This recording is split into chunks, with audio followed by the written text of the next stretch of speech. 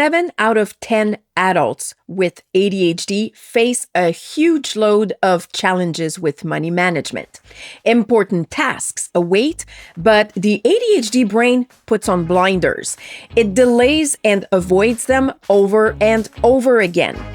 Even if you are well aware of what has to be done, you can't. And you end up wondering, what's wrong with your brain? Nothing's wrong with the ADHD brain when it comes to dealing with your personal finances. And you're about to find out why avoidance wins over action and what you can do to break the loop. Welcome to the show. Thanks for flying with us. Have a great day. 3, 2, 1. Welcome to Phenomenally ADHD. I'm your host, Zarina, ADHD and money coach, unapologetic Gen X ADHDer who used to think that avoidance had to do with not giving a rat's ass about money.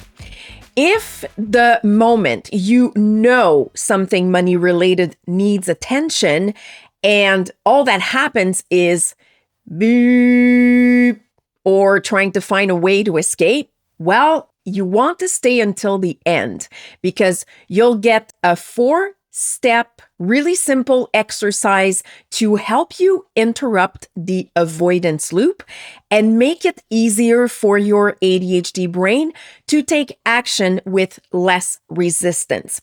And that's always my goal with this podcast.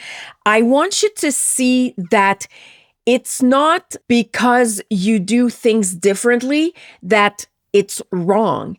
And I really wish that everyone, especially women with ADHD, I really wish that all of you out there discover how brilliant you are and how you can accomplish so many things when you do them in a way that fits your uniquely wired brain. And this episode is going to be a turning point in understanding why money avoidance becomes so heavy with guilt and shame for ADHDers, and how it's not a character flaw or a motivation issue. The avoidance loop, which can show up through impulsive spending, gives you short-term relief. And that's something that you want to keep in mind, because once you know that and you become aware of it, you can actually see where it shows up in your day-to-day life. Over time, that short-term relief creates a cycle of dread, and it explains why tasks keep piling up and cause more avoidance and long-term stress. I also believe avoidance is a quiet and insidious aftermath when trying so damn hard with money management has led to few successes. Here's something that is going to change how you read avoidance entirely. Money avoidance is a protective response. Shame, guilt, and blame are byproducts of misreading what that pattern says about you or the interpretation you make of it. If this is mind-boggling, don't worry, it's normal, totally. It means that something is actually shifting. And I'm curious to know how this lands for you, so feel free to share it in the comments. I respond to every one of them. Now that we've changed the lens through which we look at avoidance, there's a reason it keeps happening, and it's not what you think. Avoidance can happen over and over again, especially when we reach the point of not really knowing why we should even care or bother to find ways to be interested. But that's not the only reason why it comes and intensifies. It's when you open your bank app, delay paying a bill, receive a notice for or pay fees for a late payment, seeing your credit card maxed out. It's every time your brain says, I'll do it later. Even though you mean to deal with it, followed by that quiet again and feeling a faint but so familiar disappointment in yourself. So just know that ADHD really makes it challenging for us to manage money. The bright side is that you are talented, you are extremely skilled, and that's what I want you to focus on, because avoiding money can also mean or be not checking your bank account balance, letting unopened mail pile up, a collection agency forcing you to take action, or not producing your tax report. It can be a major discomfort in a conversation around money, hiding expenses from your partner, or avoiding the topic altogether. Avoiding addressing and taking care of the financial chaos you're in, or being afraid to ask for or negotiate a raise even when you know it's well deserved. In all honesty, my avoiding money included all of the above, with a couple of exceptions: not filing my tax report and asking for a raise. It was a really tough loop to interrupt, and we'll get to why avoidance hits harder with ADHD and how money can be easier to manage for ADHD brains in a minute. Understanding how my brain works was one of the most helpful things in breaking the pattern. Learning that whenever I'd avoid money, my brain was responding to a past event that came with an emotional cost and pain was huge. Mistakes that I'd made, criticism that I received, consequences I faced. Until you know avoidance is a mechanism that kicks in to protect you, you think it means something about you. Things like, I'm irresponsible and incapable of managing money, otherwise I wouldn't avoid it. I've never been good at taking care of my personal finances, and there's nothing I can do about it. I'm never going to be able to change. If I were truly capable, I wouldn't keep putting this off. And these are really things that I thought and said to myself over and over again. Becoming aware made the guilt and shame drop significantly, and I stopped blaming myself for something that had nothing to do with me being broken, flawed, or incompetent. Like, not a thing. The other thing that had a significant positive impact is knowing my sacred money archetypes.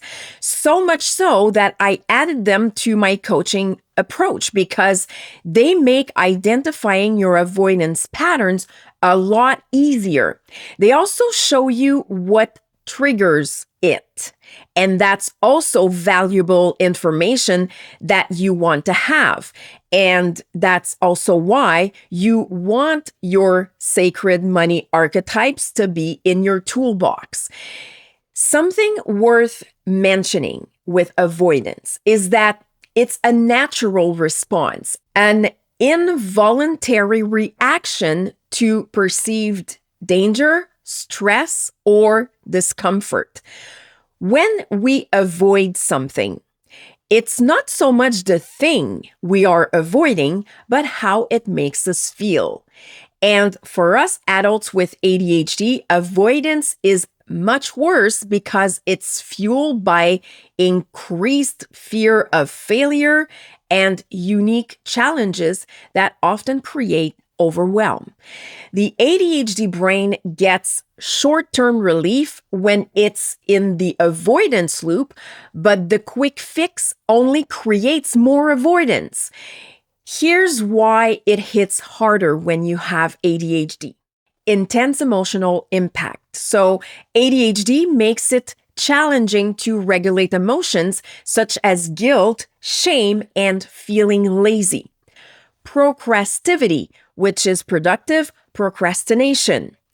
That's when you engage in smaller, unnecessary tasks to avoid the main one, like, the one that's daunting. And it creates a false sense of productivity while high priorities are ignored. Executive function. They do play a very important role in task initiation. Think planning and prioritizing. So breaking down overwhelming, complex tasks or projects into actionable steps. Working memory, which is holding the steps of a task in mind to initiate action. Cognitive flexibility. That is really the ability to switch focus from a preferred activity to a required task. There's also emotional dysregulation. The flight, fight, freeze response can make it difficult to think clearly, further pushing us ADHDers toward avoidance. Before we look at how avoidance manifests, so it's easy for you to see it in your daily life, I invite you to think back at a moment you avoided money, like a task that you just delayed, and reflect on these questions. What did money start to cost you emotionally before you began avoiding it? Feelings, emotions, beliefs, self-criticism fall into that category. What ADHD challenges got in the way and led to, I'll deal with it later. And there's no right or wrong answer here. We're opening the gate to more awareness. So to make it easy for you to recognize avoidance in your day-to-day life, here's how it tends to show up. Being capable everywhere except money. At work, at home, with family and friends. Maybe you're a high achiever, and despite all the accomplishments, you're convinced that you're unskilled when it comes to managing money. That's what I used to believe even before I knew I had ADHD. It never even crossed my mind back then that it would be something I could learn and become good at, because I was so convinced it was completely out of reach. Like that handsome guy in high school that you think is out of your league. Things started shifting the day I realized that money management is a real struggle for a lot of people with ADHD. And that was such a huge relief. And I really hope that it does the same for you. So you don't need to blame yourself. You don't need to criticize yourself. And what I wish that you start doing is really just give yourself some love and self-compassion. What happened for me is that the more I understood how my brain works, the better I became at flipping things around. And that is also possible for you. Another way this shows up, this avoiding thing, is when you avoid tasks you fully understand, and somehow you can't find the motivation, the interest, or the spark to get it done. That's where you may fall into the trap of procrastivity and do random tasks instead of the one you know and understand how to do. So many times I'd receive a bill and delay the payment, even if I knew it would take a second.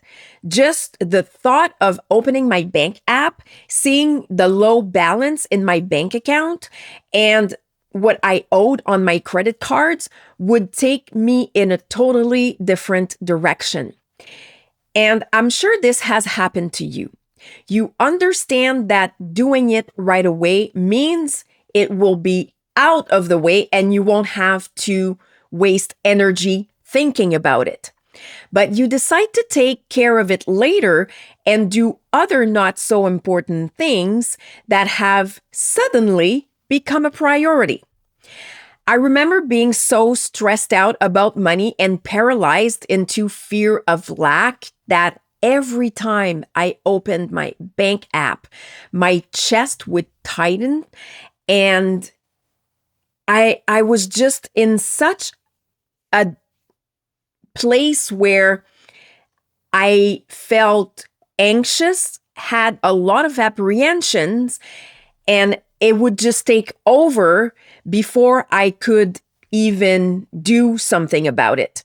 And countless times I cried because I felt helpless. I beat myself up thinking I should be better at this.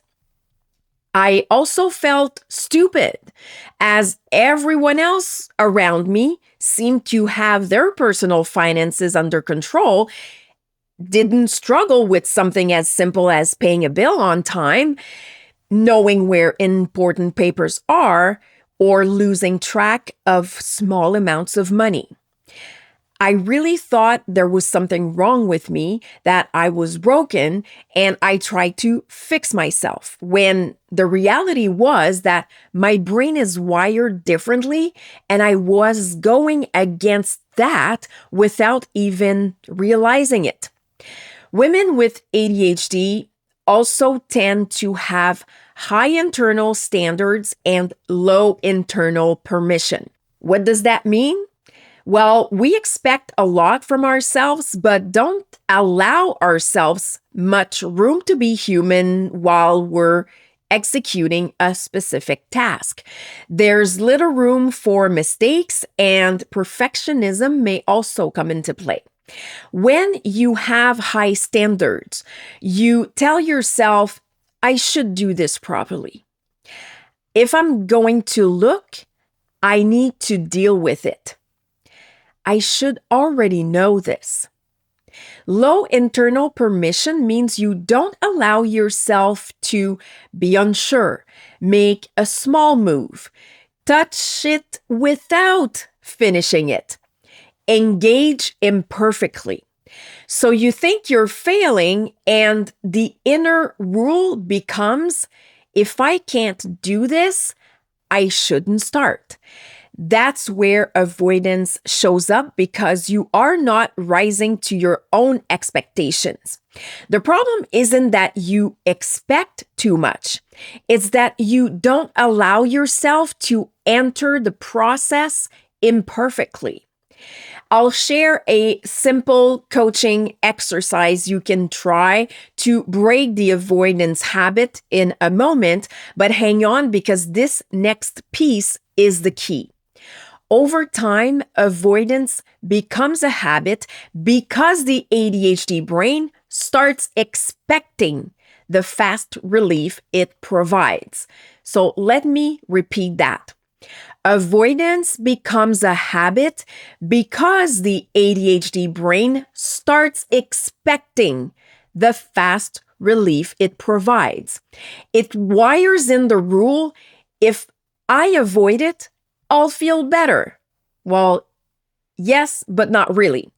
The problem with that is that this temporary relief creates more delay, more dread, more stress, more overwhelm. And that's why awareness isn't optional.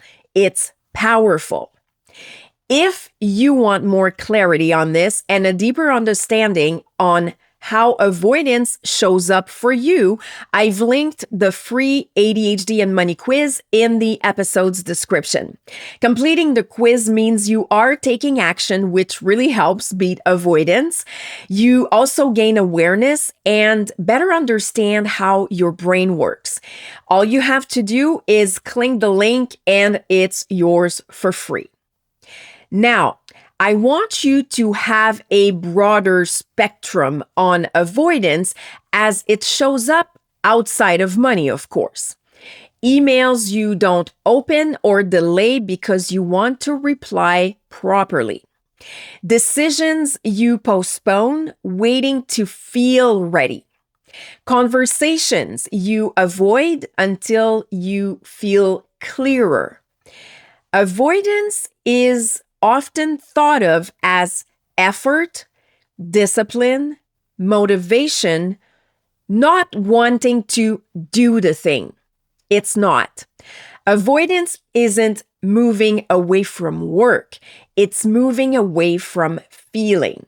Every time I engage with this, I feel something I don't want to sit in. That's why you can do harder things elsewhere. You can think about it endlessly. You can't open this thing. The task is neutral. The emotional exposure isn't. This leads to the sense of, I should be further along. The disappointment before anything even happens. The identity hit of, here we go again. Avoidance is really about not wanting to re-enter the emotional moment attached to it.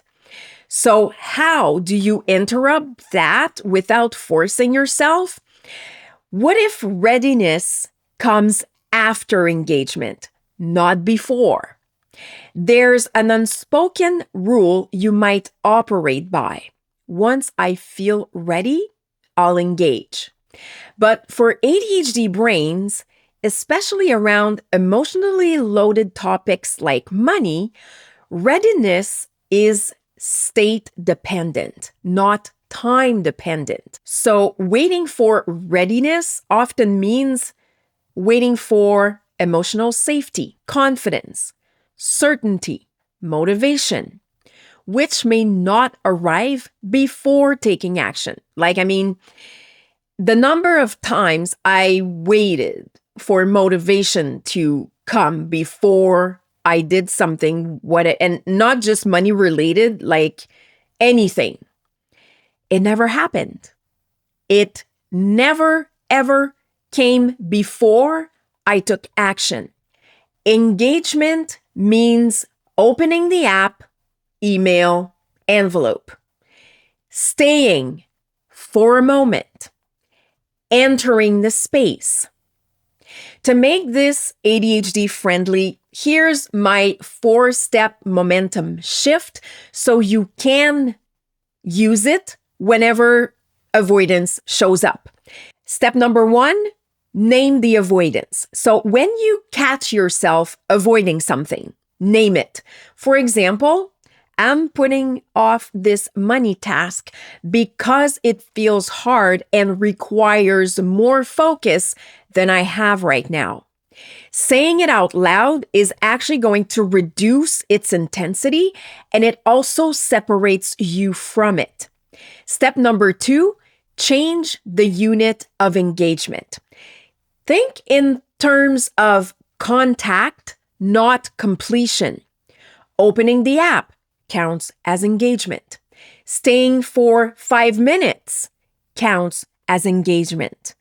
Engagement doesn't mean finishing. And here's the key. Readiness, like I said, often follows engagement. So give yourself a short window, 5 or 10 minutes, maybe even less than 5 minutes. Short bursts are perfect for ADHD brains. And oftentimes what happens is that once you're started, you get more done than you thought you would. Step 3, allow imperfect entry. What would it mean if you gave yourself permission to do it imperfectly? If you took off the pressure to do it right? Allow readiness to be partial, fleeting, even uneven. Keep in mind that you don't need to be fully ready for engagement to move you forward. Step 4, celebrate contact instead of completion. You open your bank app and pay the bill, that counts.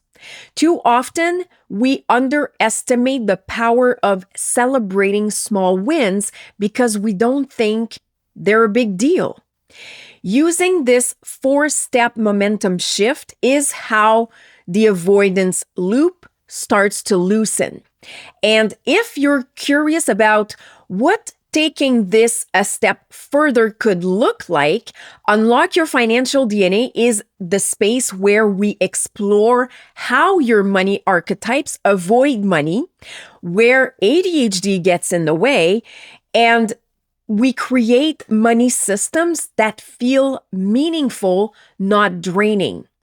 It's a coaching program designed for ADHD brains by an ADHD brain, and you can find out more by clicking the link in the episode description. Now, when you stop interpreting avoidance as a flaw, something subtle shifts. You don't spiral as fast. You don't fall into "here I go again." You don't associate delay with failure. There's more space between the task and the story you tell about yourself. More neutrality, more willingness to re-engage, more momentum, and avoidance really stops feeling like evidence. And when it stops feeling like evidence, it stops running the show. If you remember one thing, let it be this. Avoiding money doesn't mean you lack integrity or intelligence. It means your brain learned to protect you from something that once felt costly. When you stop interpreting avoidance as a character flaw, the guilt softens, the shame loses its grip, and engagement becomes easier. I truly hope something shifted for you today when it comes to ADHD and money avoidance, and that it allows you to feel more empowered. Let me know what's different in how you see yourself, ADHD, and money in the comments. I always love reading what resonates for you. If you know another ADHDer who can benefit from this conversation, please share it with them and make sure to follow or subscribe so you don't miss an episode. Thank you so much for spending this time with me. I really appreciate you. Until next time, keep rocking that badass, phenomenal ADHD brilliance. Sending lots of love your way, and we'll catch you in the next episode.